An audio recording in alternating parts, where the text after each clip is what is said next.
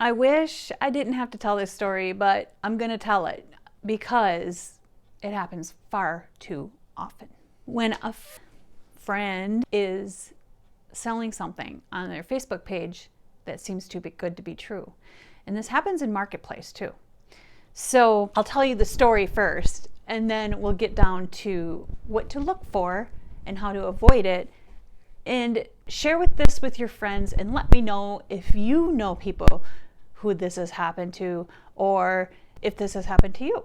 So what happened is a friend's Facebook account had been hacked. And this has happened many times over. I've had lots of friends get their Facebook accounts hacked. Unfortunately, no matter how many times I tell people to have multi-factor authentication enabled, and then sometimes even that they get through, because these hackers are good at getting into accounts and they like to mess with people, but they especially like to get paid for messing with people.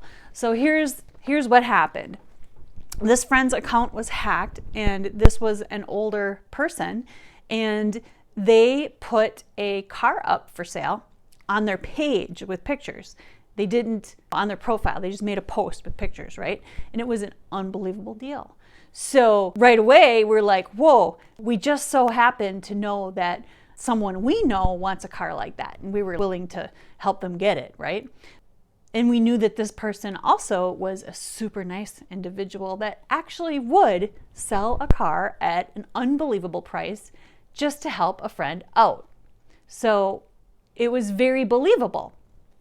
So we started messaging the person. We're like, hey, we're interested in the car. We could send you some money up front to hold it until we can come get it or whatever. And we got to that point where we were actually talking money, right? And then the person sent their PayPal address, which was this other name. Now, I am not going to say that the person could have used their real name and created a PayPal account using a name at a Gmail address, and we would have thought it was legit. But here's the kicker, right? So we called his cell phone number, his actual number that we know because we know the person personally. We called him, and he's like, oh no, my Facebook account was hacked. And so I messaged the scammer because I was like, dude, I want to catch this person a little bit. So I said, call us from your real phone. They started calling on the messenger, with the video call. And so I just ignored them all. But anyway, now I could report the profile, but my friend wants his profile back. So I'm going to send him the instructions, and I'll make another video about how to recover your hacked Facebook account. Well, so subscribe to my channel so that you can see that one, or just ask me and I'll get it to you when I have it up, because I have a long list of videos to make for you. So this person, here are the keys to watch out for. Number one, there was a sense of urgency. They're like, oh, you got to put whatever amount of money, $500, you got to put $500 down on this thing or it's gone, and I have a lot of people that want it. So do you want it? You got to send the money right now. I can't wait. I got to let these other people have a chance at the car, or whatever it was. I've seen it on other people's accounts. Now, I'm just going to back up a little bit, because the other ones that got hacked, my friends, what they ended up was asking for money on WhatsApp, or asking me to take a look at their cryptocurrency, something or other. And it's like, I know these people are not doing these things. Number one, they wouldn't even have a WhatsApp account. And number two, they wouldn't be involved in cryptocurrency. So that was just those are red flags that you got to watch out for. Watch out. Don't, even when it's people and like and trust, because if it's easy to hack these Facebook accounts if they don't have multi-factor authentication set up on it. So what to watch out for? Number one is all of a sudden their feed has stuff for sale on it. Now, a lot of people will put it in Marketplace. Yes, some people will put stuff for sale right on their Facebook profiles. I've done it. I'm sure everybody's done it. But maybe this person it's not typical behavior. But if you think it could be real, then call the person on their phone or text them on their phone a phone number that is legit. So, or better yet, Don't even send money via Venmo or Facebook or PayPal or any of those things. Get your cash and go see the person face to face so you can hand it to them right from your hand to their hand. They know it's legit because then trust that person.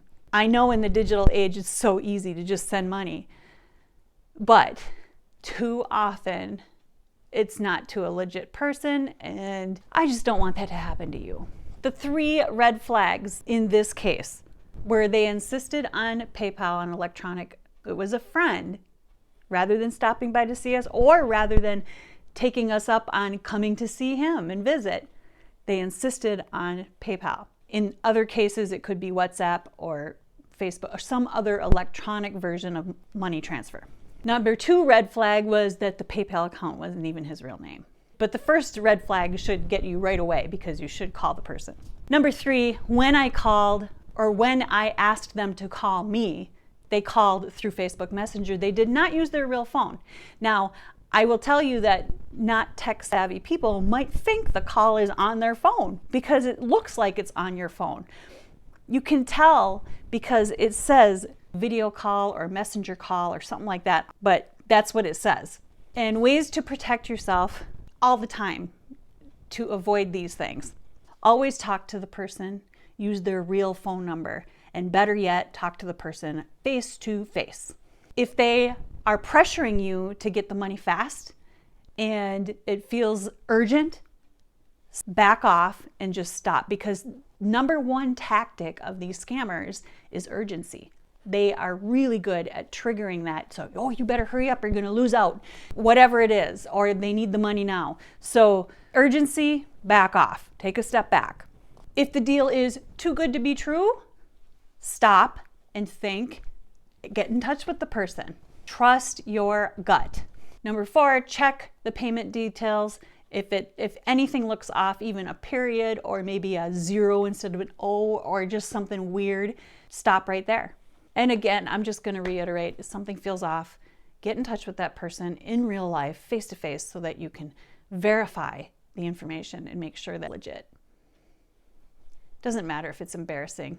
And then finally, I'm just going to tell you, if it happens to you, don't feel bad. It happens to all kinds of people. Everyone falls for these kinds of things. I don't care what they say. If they're pointing fingers at you saying that, oh, how can you be so stupid? I would definitely just block that from negativity from your life, because you don't need to be put down when you already feel down. And I've seen cybersecurity professionals fall for scams. I've seen all kinds of smart people fall for scams. This isn't just, they're good at it. So don't feel bad, and don't let people you love feel bad. So share this video, subscribe so that you get the next video, and I'll show you how to get your try to get your Facebook account back and what to do if that did happen to you. I know it happens to a lot of people. I will also warn you that whenever I make a video about scams and I mention scam, then I get comments under these videos of people just trying to get you to pay someone to help you with your account and weird stuff like that. Those are scams too, so just ignore them. They're probably bots even. So ignore them. I try to keep up on them and delete them, but I don't always see them. Sometimes I miss them. Sometimes I miss comments. So stay safe out there and stay tuned. Drop a comment. I'd like to know if you've seen scams like this. See you next time.